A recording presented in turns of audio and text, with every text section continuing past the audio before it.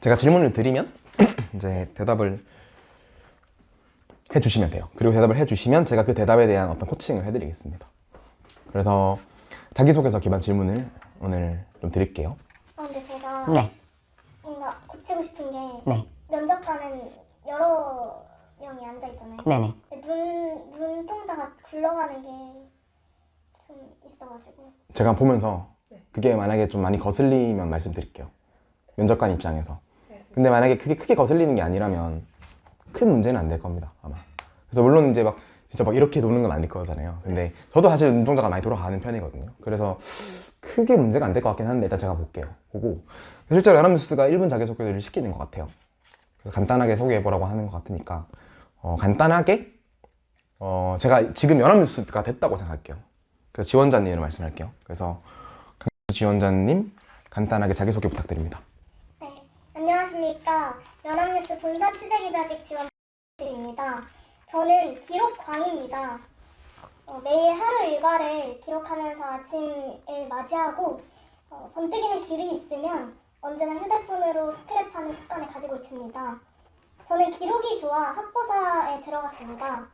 학보사에서 매일 현장을 뛰어다니며 공익을 위한 보도를 해왔습니다.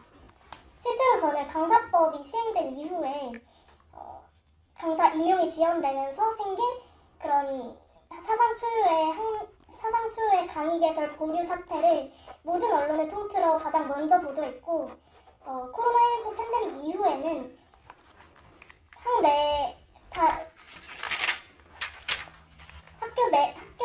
내에 입점한 그런 상인들의 고충을 놓치지 않고 기록한 경험이 있습니다. 저는 연합뉴스에도 기록의 의무가 있다고 생각합니다. 언젠가 연합뉴스 현직 기자 선배께서 한 명의 특종 기자 뒤에는 99명의 기록가가 있다고 말씀해 주신 적이 있습니다. 저는 그때 연합뉴스의 기자가 되어야겠다고 결심했습니다. KBS 9시 뉴스 팀에서 일하면서 연합뉴스가 언제나 취재 스타터가 된다는 점을 종종 느꼈습니다. 저는 이제 연합뉴스에서 저희의 우리 사회의 일부 전진을 위해서 일부 기사를 쓰는 기자로 성장하고 싶습니다. 감사합니다. 네, 잘 들었습니다. 일단 몇 가지 말씀드릴게요. 눈동자는 전혀 문제가 안 돼요. 네, 그거는 그래서 이제 더 이상 그건 신경 쓰시면 안 됩니다. 왜냐면 그게 본인이 그런 게 있어요. 본인만 아는 거예요. 그러니까 예를 들면 이런 거죠. 남들이 볼 땐 전혀 아무렇지 않은데 뭐 예를 들면 내가 여기 뽀루지가 난 거야. 근데 보이지도 않아. 남들은 아무 신경도 안 써. 근데 나는 계속 이게 신경 쓰이는 거야. 그럼 본인만 낭비가 되는 거예요. 그래서 그 눈동자에 관련해서 이제 잊으시면 됩니다. 이제 나는 문제 없구나. 잊으시면 되고 혹시 제가 또 다른 질문을 받다가도 그런 문제점이 발견되면 바로 말씀드릴게요. 네. 그리고 지금 일단 실제로 이렇게 길게 하실 건 아니죠? 네. 네, 조금 줄이셔야 되는데 간단하게 자기소개를 해줘야 돼요. 왜냐면 중간에 끊을 거예요 아마. 너무 길어요. 네, 저는 뭐 자들어드리지만 실제로 그분들은 다른 면접자들도 있으니까 끊을 겁니다. 끊을 거고 그러면 사실 제일 안 좋아요. 중간에 끊기는 게 별로 안 좋아서 기록광이라는 면이 좋아요. 좋은데 항상 자기소개의 어떤 그 기본적인 바이블 같은 게 사례 소개예요. 그러니까 왜냐면은 말 그대로 자기소개잖아요. 그럼 내가 어떤 일을 했고 거기서 무엇을 깨달았고 배웠고 뭐 이런 식으로 그게 중요한데 제가 볼 때는 지금 지원자님 같은 경우는 기록에 관련된 부분을 말씀을 많이 하셨잖아요. 그래서 뭐 처음에 안녕하세요 뭐 기록을 위한 뭐 강사입니다 이렇게 말을 하고 바로 사례가 나와야 돼요. 네. 저는 뭐 어디서 뭐 예를 들면 KBS 9시 뉴스팀에서 일한 거에 나와도 되고 제가 볼 땐 KBS 9시 뉴스팀에서 일한 것도 괜찮을 것 같습니다. 사실. 왜냐면 그분들이 보통 학생들이 이렇게 생각해요. 내가 연합뉴스 왔는데 KBS에서 일한 걸 좋아할까? 좋아합니다. 네, 싫어할 게 없죠. 왜냐면 어쨌든 연합뉴스 맞잖아요. 네, 그럼 KBS가 아니라 여기 연합뉴스니까. 근데 그거 되게 착각을 하는데 좋은 거예요, 사실. 다양한 언론사에서 일해봤다는 건 되게 좋은 경험이에요. 그래서 9시 뉴스에서 일했는데 그때 이제 연합뉴스의 어떤 기록들이 뉴스로 구성되는 걸 봤다. 뭐 이렇게 한 다음에 그래서 이렇게 연합뉴스의 기자가 돼서 이렇게 기록을 남겨나갈 수 있는 그런 기자가 되고 싶다. 이런 플로우로 가는 게 좋아요. 그렇게 좀 3단 구성으로 해서. 그러니까 학부 얘기를 아예 빼는 것도 나쁘지 않을 것 같아요. 학보사 일은 근데 사실 자기소개서에 나와 있어요. 네. 그래서 자기소개서에 나와 있는 내용은 굳이 안 해도 돼요. 물론 이제 그거와 연결을 시켜서 이제 자기소개서에서 나와 있는 내용을 이제 조금 더 발전시킬 수는 있어요. 그러니까 자기소개서에 나와 있는 내용을 그대로 말하는 건 안 좋습니다. 그대로 말하는 건 안 좋고 자기소개서에 있는 내용을 조금 더 진화 발전시킬 수는 있죠. 그리고 실제로 그건 심층 질문으로 나올 거예요, 아마. 자기소개서 기반 질문을 물을 때. 그래서 굳이 자기소개 할 때부터 그렇게 자기소개서에 있는 내용을 말을 할 필요는 없을 것 같아요. 그러니까 오히려 모르는 내용들 있잖아요. 네. 모를 만한 내용들. 그래서 진짜 면접은 본인의 모든 걸 보여주고 나온다고 생각을 해야 됩니다. 그래서 보통 면접은 이렇게 생각하시면 돼요. 아, 이보다 더 잘 볼 수는 없다. 그 생각하면 합격입니다, 보통. 본인이 딱 알아요, 본인이. 네. 물론 그래도 명감몰이라는 말이 있지만 그래도 확률적으로 보면은 그렇게 본인이 면접 난 진짜 잘 봤다 스스로 만족할 정도가 되면 합격을 합니다, 보통. 네. 그리고 제가 부차적으로 말씀을 드리고 싶은 게 면접 답안을 만들지는 마세요. 네. 네, 만들지는 마요. 왜냐면은 답안을 만들지 말고 플로우를 만드세요. 그러니까 플로우와 핵심 단어들을 만드세요. 네. 왜냐면은 실제로 면접장에 가면은 그렇게 저희가 실제로 한번 생각해 보시면 제가 막 대학교 다닐 때 시험 봤잖아요. 막 밤새서 외웠어요. 어떻게 쓰고 나왔어요. 다 까먹잖아요. 그게 실제로 그게 휘발성이 강한 메모리라서 그렇게 뭔가 딸딸딸 외우고 들어가면은 실제로 어떤 그런 부담감, 중압감, 압박감이 들어오면은 진짜 머리가 하얘져요. 백지화 현상이 일어나거든요. 그래서 그거는 근본 역량이 아닙니다. 그러니까 사실 그거는 딸딸딸 외워서 들어간 거잖아요. 그게 아니라 그냥 진짜 말 그대로 면접은 그런 식으로 딸딸딸 벼락치기 외우고 들어간 게 아니라 사실은 그래서 저희가 평소부터 연습을 좀 시켜드리는 게 있어요. 저희 프로그램 중에 면접 프로그램도 있고 실제로. 근데 이제 시간이 얼마 안 남았으니까 팁을 한 가지 드리자면 외우지는 마세요. 딸딸딸 외우지는 마세요. 외우지는 말고 어떤 플로우와 단어만 중심으로 딱딱딱 들고 들어가야 돼요. 왜냐면 그거를 진짜 딸딸 외우고 들어가잖아요. 근데 만약에 본인이 예상한 질문이 안 나오거나 안 나올 확률이 높아요, 사실. 아무리 우리가 예상치를 뽑아도 그 안에서 나온다는 보장은 없거든요. 그러면 되게 또 멘붕, 1차 멘붕. 내가 준비한 질문이 아니네. 네, 1차 멘붕. 그리고 두 번째는 너무 거기 함몰돼요. 내가 준비한 답안에. 그러니까 예를 들면은 질문이 A를 물었는데 내가 B를 답변을 준비한 거예요. 근데 A에 대한 걸 답변을 해야 되는데 B를 답변하고 있어. 그런 경우가 있어요. 왜냐면 나는 그걸 준비했거든. 근데 그 사람들은 너가 뭘 준비했는지를 보고 싶은 게 아니라 내 질문, 내가 묻는 바에 제대로 답변하는 거 원하는 거거든요. 근데 학생들이 되게 동문서답을 해요. 실제로 면접 가보면 동문서답을 해. 이건 최악이에요. 최악이니까. 왜냐면 쟤는 말귀를 못 알아듣는 애가 돼요. 최악이에요, 최악. 그래서 제가 절대 외우지 말라고 하지 말라고. 예상 문제 쫙 뽑아가지고 딸딸 외우고 들어가죠. 왜냐면 그 안에서 나올 법한 확률이 희박하고 일단. 두 번째, 거기에 너무 함몰됩니다. 그러니까 실제로 내가 만약에 원하는 질문이 나왔어요. 그러면 본인도 모르게 말이 엄청 빨라. 그래서 뭔가 말은 잘하는 것 같아. 근데 기억이 안 나요. 그래서 면접은 기본적으로 대화하고 소통하려고 하는 거예요. 내가 외운 거를 따다다다 말하고 나오는 자리가 아닙니다. 웅변이 아니에요, 면접은. 그 웅변 하듯이 하고 나오면 안 돼요. 면접은 지금도 그냥 저랑 대화한다고 생각해야 돼요. 네. 그냥 저라는 새로운 사람 만났는데 본인을 소개한다고 생각하고 본인의 주장과 생각을 논리정연하게 말한다. 그냥 이렇게 생각하면 돼요. 그냥 술자리라고 생각해보세요. 그냥 자연스럽게 술자리에서 기본소득이가 나왔어, 친구야. 한번 설득을 시켜보시는 거죠. 그렇게 그 연습이 돼 있어야 돼요. 왜냐면은 기본적으로 그 사람도 사람이에요. 사람인데 사람 대 사람으로서 대화하고 소통하고 싶어 하지 뭔가 와가지고 기계처럼 말하고 나오고 이런 걸 원치는 않아요. 그래서 그분들도 사람이기 때문에 말을 좀 절어도 괜찮고 떠듬떠듬 해도 괜찮거든요. 그냥 본인의 주장과 생각을 솔직담백하게 인간 대 인간으로 전달해 주는 게 중요합니다. 네. 근데 학생들이 보통 이제 면접 스터디 이런 걸 하다 보면은 막 외우죠. 그러면 면접 못 봐요. 진짜로. 그래서 근본 역량이라고 저는 항상 표현을 하거든요. 그래서 실제로 말을 잘하는 사람이 돼야 되는 거지. 그리고 기자가 되실 거잖아요. 기자는 보통 이제 아무래도 말이나 글은 좀 다른 직업들에 비해서는 잘 해야 되니까 지금부터 말하는 연습을 한다. 스피치 연습을 한다고 생각하시면 될 것 같아요. 그래서 자기 일본 자기소개 같은 경우는 기록광입니다라는 거를 먼저 딱 던지고 뭔가 이제 후킹이라고 하죠. 이걸 훅을 던진다. 디코이를 던져서 그래?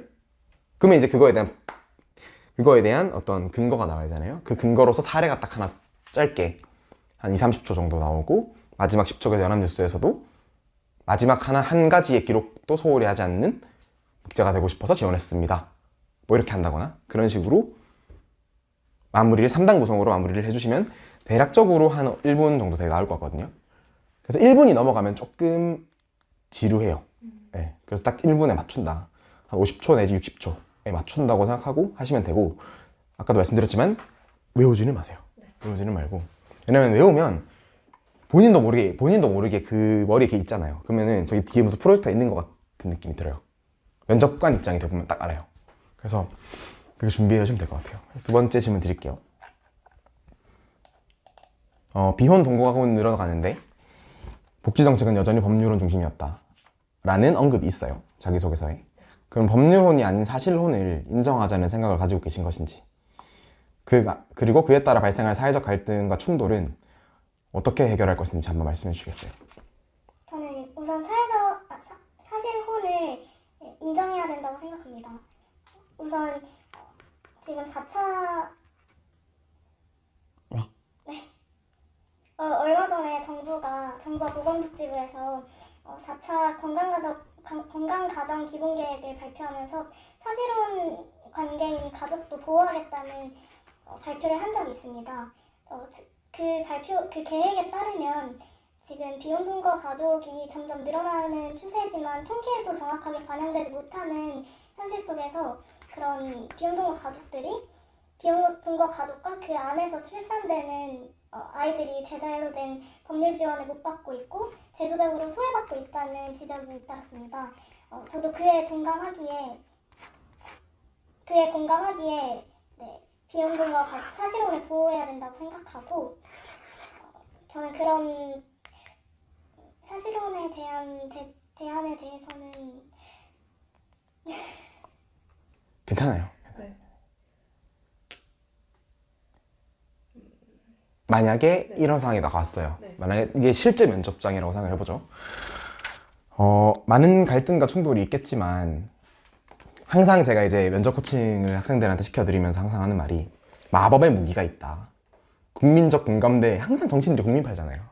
똑같은 거예요. 그냥 무난한 답변인 거예요. 그냥 가서 뭐 여러 가지 사회적 혼란이 발생할 수 있겠지만 그래도 최대한 국민들과의 어떤 대타협, 공감대를 형성을 해서 사실혼 문제도 사실혼을 인정하는 사회 분위기를 만들어 보겠다.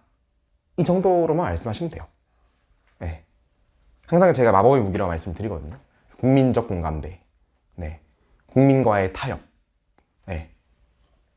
그런 게 중요하다고 생각하고 그러니까 뭔가 내가 독선적으로 이걸 해야 된다라고 무조건 인정을 해야 된다 이런 반대하는 입장도 있을 수 있어요. 있을 수 있기 때문에 예를 들면 이제 뭐 그러면 너무 사회가 혼란해지지 않겠느냐 뭐 전부 다 동거하지 않겠느냐 뭐 이런 말이 이제 나올 수 있잖아요. 그래서 그런 부분에 대해서는 어떤 그런 주장과 비판은 받아들이지만 우리 사회가 지금 특히나 이것도 사실 저는 사실은 이 얘기는 저출산 고령화로 가야 돼요. 네. 왜냐면 이런 게 정부인 거예요. 그러니까 왜냐면 저출산 고령화가 되게 큰 문제잖아요. 대한민국에서 그죠? 지금 국가의 잠재 성장률이 떨어지고 있고 근데 실제로 사실혼을 인정한 나라들의 출산율이 높습니다. 네. 그래서 저출산 고령화 문제와도 연결시켜줄 수 있는 부분이에요, 이게. 그래서 실제로 그거는 저출산 고령화 문제와 연결시켜서 국민적으로 한번 이것도 하나의 어젠더로 사회적 이슈 어젠더로 한번 올려보고 싶다. 그래서 국민들의 생각을 물어보고 이것도 하나의 사실 지금 대선이 지금 일어나고 있는데 대선판의 하나의 주요 이슈가 되어야 한다 생각한다. 이 정도까지만 해도 돼요. 근데 그 뒤에 대안을 물어보신 게 네. 정확하게 그러니까 이제 사회적 갈등과 충돌을 어떻게 해결할 수 있을까라는 거였는데 이게 정답인 거죠. 어떻게 해결하겠어요, 사실.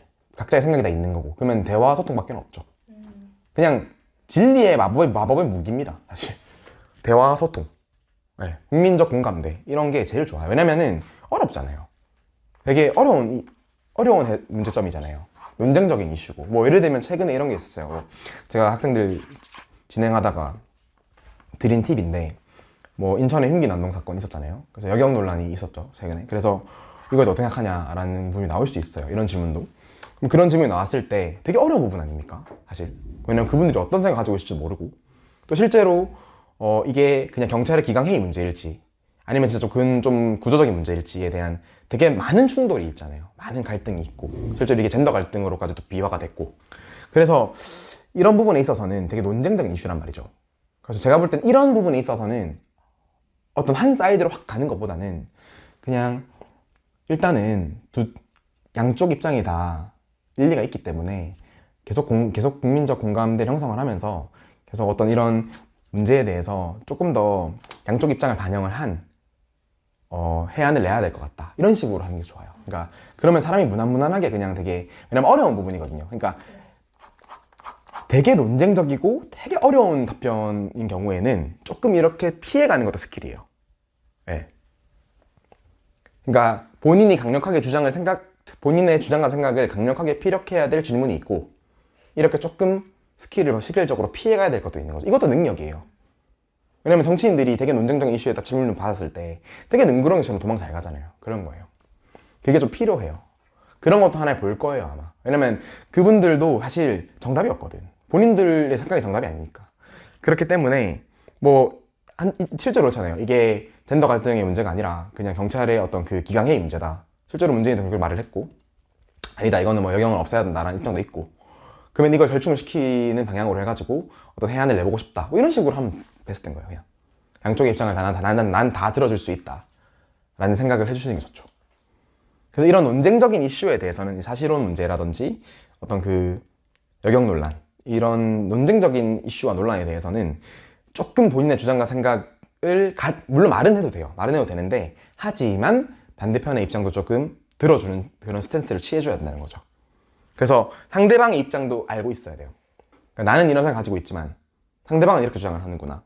그래서 이걸 좀 절충을 해보고 싶은 생각이 있다. 그래서 국민적 공감대 테이블 위에 올려보고 싶다. 여기까지는 해주셔야 사람이 조금 부드러워 보이고 얘는 좀 깨어있구나. 사실 그런 게 있어요. 사실 되게 기자 준비하시는 분들이 본인의 주장과 생각이 좀 강하신 분들이 많잖아요. 아무래도. 그러다 보니까 그런 유연함이 좀 부족해요. 그래서 그런 유연성이 좀 필요해요, 실제로. 왜냐면은 언론사들은 이런 거죠. 뭔가 뭐가 나 있는 막 가시가 넘치는 이런 잘 드는 칼보다는 둥글둥글한 거 선호를 합니다, 실제로. 네, 물론 그런 단정적으로 말씀을 드릴 수는 없겠지만 그래도 사실 언론사들도 되게 입장이 곤란할 때가 많거든요. 사실 예를 들면은 어떤 걸 가지고 왔어요. 어떤 기자가 가지고 왔는데 이게 나가게 되면 우리 회사가 좀 곤란해지는 거지. 그럴 수도 있고. 그러면 그때 본인의 주장을 조금 약간 누그러뜨릴 수 있는지도 보거든요, 사실 실제로. 그래서 그런 게 이제 이런 부분에서 보이는 거예요. 얘가 조금 열려있나? 어떤 대화와 소통과 협의를 할 수 있는 그런 룸을 확보하고 있는 사람인지 아닌지를 보는 거예요. 근데 너무 본인의 주장과 생각이 너무 세. 그래서 나는 무조건 해야겠는데요. 이런 사람들은 조금 힘들죠. 선호가 될 수 없죠, 사실. 그래서 나는 그렇게 너희와 충분히 대화하고 소통할 수 있는 넓은 그릇을 가지고 있는 사람이다 라는 걸 그렇게 직간접적으로 어필하는 거예요. 이게 필요합니다. 그래서 그렇게 대답을 해주시면 되고, 세 번째 질문을 드릴게요. 이제 딱 연결이 되는 질문이거든요. 취재원 보호에 대한 책임감의 중요성을 강조하셨어요, 자기소개서에서. 혹시 본인이 어떤 기사를 취재를 했는데 이 기사가 나가면 분명 특종이에요. 올해의 기자상 받을 수 있어. 근데 취재원의 신상은 노출될 수밖에 없는 딜레마가 있죠. 이런 상황에서 본인은 어떤 선택을 할 것인지 말씀해 주세요. 저는 우선 취재되었을 때 공리와 그다음 취재원을 보호했을 때 공리를 따져서 선택을 할 것 같습니다. 우선 그런 상황이 닥치게 되면 데스크와 소통을 하면서 이 사안에 대해서 어떻게 해결해야 되는지를 먼저 1차적으로 논의를 할 것 같고, 취재원을 보호하는 지금 공익신고자 제도가 있지 않습니까? 그런 제도를 활용해서까지도 취재원의 신상을 보호할 수 없는 지경에 이른다면 연합뉴스는 공적 책무가 조금 더 우선하기 때문에 특종은 약간 밀어두고 다른 루트로 다음번에 기사를 취재하게 되는 일이 있을지라도 우선은 기사를 당장은 접어두고 다음번에 다른 루트로 취재하는 방식을 선택할 것 같습니다. 네, 답변이 되게 훌륭하셨습니다. 일단 그 공리를 따져서 그 공리를 따져서 비교 분석을 한 다음에 결정을 하겠다는 첫 번째 점. 그 두 번째는 데스크와 소통, 대화, 논의를 거치겠다. 이게 베스트지, 사실. 이 두 가지는 정말 그분들이 정말 좋아할 답변이에요. 네. 왜냐면 이런 부분에 있어서도 되게 좀 독선적인 그런 지원자들은 그래도 사회적 뭐 어떤 공익이 더 클 것이기 뭐 이런 거 얘기를 하겠지만 보통 좀 그런 게 보여요. 그러니까 본인의 주장과 생각이 되게 함몰돼 있구나. 그래서 실제로 근데 되게 좋았던 게 뒤에 공익신고자 제도나 공적 책무가 더 중요하니까 밀어두겠다 라는 부분까지는 조금 투머치인 것 같아요. 제 개인적인 생각으로 투머치고, 그냥 왜냐면 또 그쪽에서 오히려 데스크가 나가자 할 수도 있는 거예요. 예, 그건 모르는 거죠. 그러니까 데스크가 물리자는 입장일 수도 있겠지만 아니다, 그냥 송출하자 하는 입장일 수도 있거든요. 그래서 그런 부분에 있어서는 그냥 아까도 말씀드렸지만 공리를 잘 따져서 이게 나가게 됐을 경우에 사회적 공익이 더 크다고 생각이 되면 일단 충분한 설득과 어떤 취재원에 대한 충분한 설득을 먼저 거친 다음에 더 나아가서 데스크와도 충분한 소통과 대화와 논의를 거쳐서 뭐 진행을 하겠다, 결정을 하겠다, 이 정도라면 베스트죠. 그러니까 데스크와의 어떤 소통, 대화, 논의 이런 단어들은 정말 좋아요. 네. 계속 나는 끊임없이 소통하고 대화하고 너네와 계속 상의를 하겠다. 베스트죠. 왜냐면 그 사람들이 볼 때 기자를 뽑기 이전에 같이 일하고 싶은 사람을 뽑는 거예요. 예. 저희도 이제 뭐 기자 생활 해보셨고 또 조직 생활 해보셨으면 아시잖아요. 물론 되게 반짝반짝한 아이지만 뭔가 같이 일하기 싫어. 뭐 이런 느낌이 있잖아요. 그런 느낌이 되면 불합격 확률이 높아요. 그래, 너 뚜껑 알겠는데 같이 일은 안 하고 싶네. 이런 사람이 되면 떨어져요. 그래서 그 뒤에는 약간 판단을 내리는 것 같아서, 그래서 판단을 내리지 말고 이거는 그렇게 한 다음에 결정을 하겠다 하면 베스트입니다. 어려운 질문이, 제가 지금 어려운 질문 중심으로 드리고 있거든요, 일부러. 네. 이렇게 해야 나중에 가서 대비가 되죠, 실제로. 그럼 이번에는 공통 질문으로 나올 법한 질문 리스트 하나 드릴게요. 연합뉴스의 강점과 약점을 한 가지씩 말해주시고 그 약점은 어떻게 보완하면 좋을지도 한번 같이 말씀해주세요.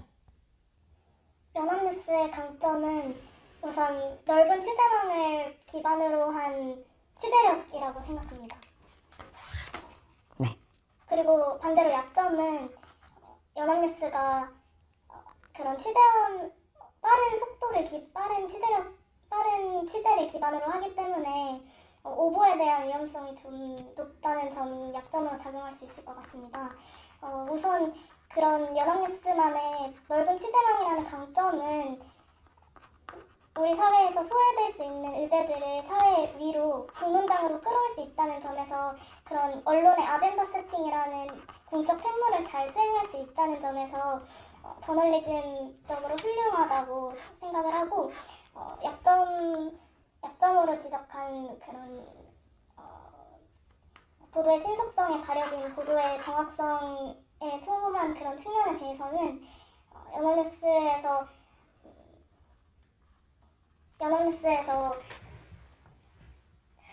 천천히. 네.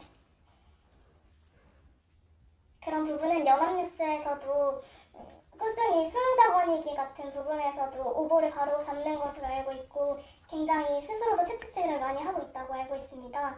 저는 약점은 이런 식으로 자성의 의미를 담은 그런 수용자 권익이나 아니면 이번에 공적 책무 중심을 하는 TF를 꾸렸다고 알고 있는데, 그런 부분을 조금 더 대중에게 부각하면 좋을 것 같고, 넓은 취재망을 바탕으로 한 취재력 부분에서는 계속해서